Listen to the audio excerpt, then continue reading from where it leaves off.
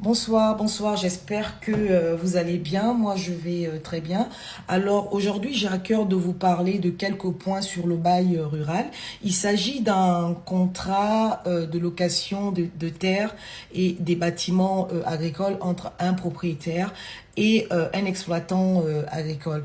Ce contrat peut être verbal ou écrit, mais il est conseillé d'avoir recours à un écrit, tout simplement parce qu'il est plus aisé de prouver l'existence d'un tel contrat en étant en possession d'un écrit. Donc le bail rural comporte plusieurs clauses, notamment celles relatives au prix et à la durée.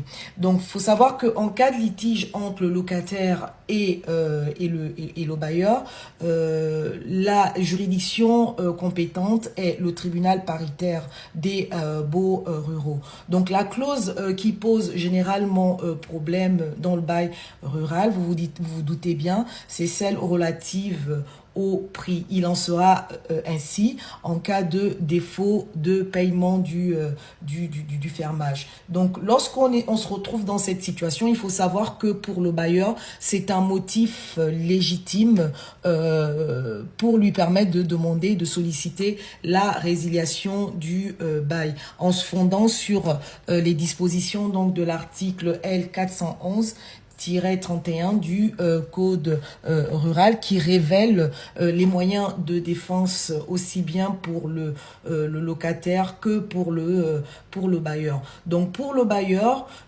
doit pouvoir en fait réunir trois conditions cumulatives pour pouvoir justifier sa demande de résiliation du bail rural. Donc la première condition est qu'il doit pouvoir invoquer deux défauts de paiement du fermage. Ensuite, il doit pouvoir justifier avoir mis en demeure le locataire de payer les